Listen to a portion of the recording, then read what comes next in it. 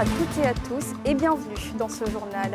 À la Guinée, en Côte d'Ivoire, le président Mamadi Doumbouya a été reçu par son homologue ivoirien Alassane Ouattara ce mardi, une visite d'amitié pour le renforcement des relations entre les deux pays.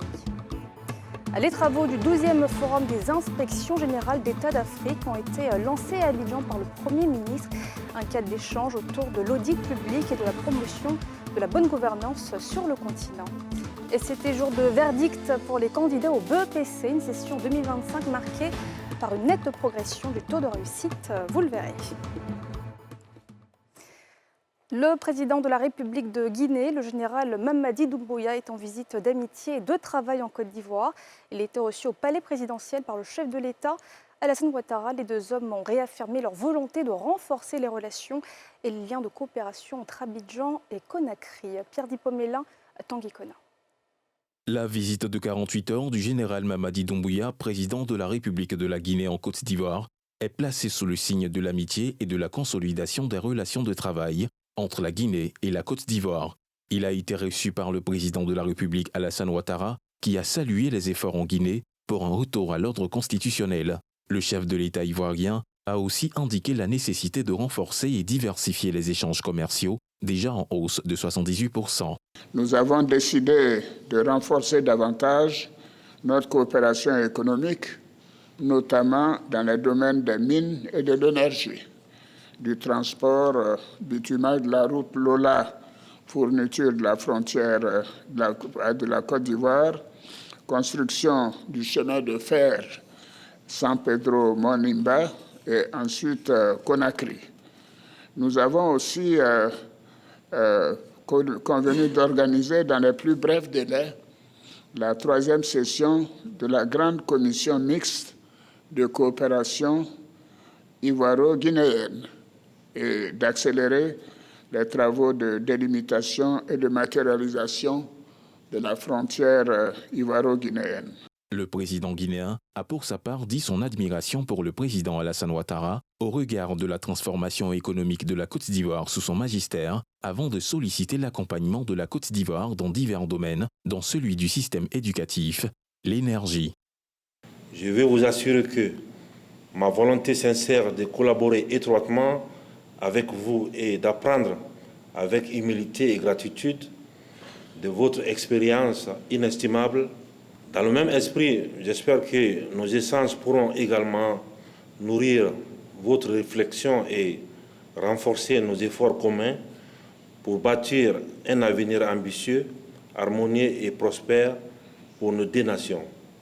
Mon souhait le plus cher est de bâtir une communauté de destin entre la Guinée et la Côte d'Ivoire, où nos intérêts se rejoignent et se renforcent mutuellement. En tant que pays frère, la Côte d'Ivoire, avec son expertise précieuse dans le développement du système éducatif et professionnel, la valorisation des chaînes de valeur agricoles destinées à l'exportation et à la mise en œuvre d'infrastructures de grande envergure, ainsi que dans le domaine de la sécurité, de la protection civile et de la recherche pétrolière et gazière. Si le président guinéen connaît bien la Côte d'Ivoire, cette visite est une première en terre ivoirienne depuis qu'il a pris la tête du pouvoir en Guinée. Toujours dans le cadre de cette visite, son épouse, la première dame guinéenne, Lauriane Doumbouya, s'est rendue ce mardi à l'hôpital mère-enfant de Bingerville et s'est dite impressionnée par la qualité de l'accueil et par le niveau de l'établissement qu'elle qualifie de fierté pour l'Afrique. Le reportage de Nadja Edja et de Zécré Joseph. Lauriane Doumbouya, première dame de la Guinée-Conakry, à l'hôpital mère-enfant de Bingerville. Accompagnée de la ministre de la Femme, de la Famille et de l'Enfant, elle a visité chacun des services de ce centre hospitalier dédié au couple mère-enfant. Elle s'est dit admirative de cet établissement. Cette visite était très inspirante. L'hôpital est très bien fait. C'est très inspirant de voir le standard de cet hôpital. Cette visite de la première dame de la Guinée-Conakry se tient alors que son époux, Mamadi Doumbouya, président de la transition guinéenne, est en visite d'amitié et de travail à Abidjan. Il a rencontré le chef de l'État, Alassane Ouattara, pour un entretien ce mardi 17 juin. Et Abidjan accueille la 12e édition du colloque du FIGE, le Forum des inspections générales d'État et d'Afrique, un cadre d'échange pour harmoniser les pratiques d'audit et promouvoir la bonne gouvernance sur le continent. Le Premier ministre Robert Begré-Mambé y représentait le vice-président, comme en témoigne à ce reportage de Nadja Edja et de Fulgence Kissidou. Le rôle des missions d'audit et d'inspection dans l'amélioration de la gouvernance publique sur la table des échanges du 12e colloque international du FIGE, Forum des inspections générales d'État d'Afrique et institutions assimilées. Le président du comité directeur a souligné le caractère important de cette rencontre qui vise à renforcer l'efficacité des inspections générales. Recevant ses pairs, l'inspecteur général d'État Théophile Awandoli a réitéré l'engagement des missions d'audit et d'inspection dans la lutte contre la fraude, les dysfonctionnements et la mauvaise gestion des deniers publics. Nous ne ménageons aucun effort pour accroître nos missions, améliorer notre stratégie et veiller à la mise en œuvre des recommandations issues des dites missions. Nous continuerons d'œuvrer sans cesse dans le sens à faire en sorte que l'audit et l'inspection soient comprises et acceptées par nos concitoyens, notamment les gestionnaires des affaires publiques et des ressources publiques, comme une nécessité de gestion et de bonne gouvernance. Ils ne sont pas contents de nous voir, mais nous verrons tous les jours. Au nom du vice-président de la République, le Premier ministre Robert Begré-Mambé a ouvert le colloque. Une aubaine, selon lui, pour l'administration. Dans un contexte où nos concitoyens exigent, à juste titre, plus de transparence, d'efficacité et de responsabilité dans la gestion des affaires publiques, les missions d'inspection et d'audit ne sont plus des simples instruments techniques, mais surtout des leviers stratégiques au service de l'éthique, de l'efficacité de l'action publique et des vecteurs de développement de nos sociétés. Cette aubaine permettra de se réinventer, d'accélérer leur connaissance de l'éventail du possible pour mieux s'adapter et contribuer davantage à l'évolution de la gestion des affaires publiques. Ce colloque fait suite à la 15e réunion du comité directeur du FIGE, tenue ce lundi 16 juin. Un événement ouvert en présence des membres du gouvernement et des représentants d'institutions. Du nouveau, dans le sous-sol ivoirien, une mine d'or d'au moins 100 tonnes vient d'être découverte à Doropo, dans le nord-est de la Côte d'Ivoire. Une bonne nouvelle annoncée par le chef du gouvernement, Robert Begré-Mambé, comme nous le montre ce reportage de Nadja Edja et de Kimo Eric. Une mine d'or de classe mondiale bientôt en exploitation dans la ville de Doropo, au nord-est de la Côte d'Ivoire. C'est la nouvelle apportée par les représentants de la société minière Resolute Mining au Premier ministre Robert Begré-Mambé. La découverte de ce gisement d'au moins 100 tonnes d'or confirme le potentiel de la Côte d'Ivoire dans le secteur des mines. Aujourd'hui, le Côte d'Ivoire, c'est un des meilleurs pays pour faire des investissements dans le secteur minier. Notre opération, c'est l'opération Doropo, qui est dans le nord de le pays. On est très fiers de ce qu'on a fait déjà. On va dépenser presque 300 milliards CFA pour faire la construction qui va commencer dans le premier trimestre l'année prochaine. Et on va avoir 2 ans de construction, puis après on va commencer les opérations à Doropo. Et pendant la première phase, on pense qu'avec les recettes fiscales, on va redonner dans le pays presque 300 milliards encore CFA. Près de 300 milliards de francs CFA vont être investis pour la phase de construction de ce projet qui devrait débuter au premier trimestre de l'année 2026. La durée d'exploitation prévue est de plus de 20 ans, de quoi réjouir le chef du gouvernement qui s'est félicité du potentiel aurifère du pays. Autre bonne nouvelle, le taux de réussite du BEPC monte cette année à 51% contre 40% en 2024. Et dans les centres d'examen, beaucoup d'émotions à l'annonce des résultats, comme nous le montre le reportage de Moussa Nikema Minatouré et Kimo Eric ce mardi. Pour la session 2025 du BEPC, brevet d'études du premier cycle, ce sont 312 041 candidats qui sont admis. Des résultats en hausse de 11 points par rapport à l'année précédente. Ce sont 606 922 candidats qui se sont effectivement présentés dans les 1006 centres de composition répartis dans nos 41 directions régionales. 312 041 ont été déclarés admis, soit un taux de réussite de 51,41% contre 40,18% en 2024. Dans cette école à Trècheville, c'est la présidente du jury qui donne des consignes aux candidats. À chaque salle, nous avons attribué des numéros. Donc, les candidats vont se diriger devant chaque salle en fonction du numéro qu'il a. Vous allez vous mettre en rang pour qu'il y ait la discipline, pas de bousculade. Après les consignes, place aux résultats. 214, c'est bon point. Ce qui est surtout m'arrange, tant que c'est au-dessus de 180. Je suis content, je vais partir fêter ça au quartier. Je suis contente. Ce qui est 29 mois, là, ça ne pouvait pas être 0. De toute façon, j'ai souffert pour avoir mon BPC. Toute ma famille sait. Et tu as eu combien de points? Il y a eu 229 points. C'est une fierté pour mes parents et puis pour moi-même. Parce que je sais que je n'ai pas bossé facile. Je sais pas été facile pour moi, mais j'ai surmonté ça. Comment tu as fait ta chambre? Parents, enfants, tous se réjouissent des bons résultats obtenus. Je suis très contente et puis je suis fière de moi. Je sais que mes parents aussi sont fiers de moi. Il a bossé, il a bossé. Il a bossé. Il n'y en a pas mal de maison, il n'y en a pas un groupe d'études, il a fait tout le monde seul. Moi, je suis content. On a travaillé et finalement, on a eu un bon résultat. Ça fait plaisir. 246 points. Elle a cartonné. La mention déjà, voilà, la mention bien. C'est dit qu'on ne pense plus à tous nos efforts qu'on a eu à faire. Au contraire, c'est un soulagement, c'est une satisfaction. On note 51% de réussite chez les filles et 51,86% chez les garçons. Sur le plan national, on constate une augmentation de 11,23 points sur les résultats de l'année précédente.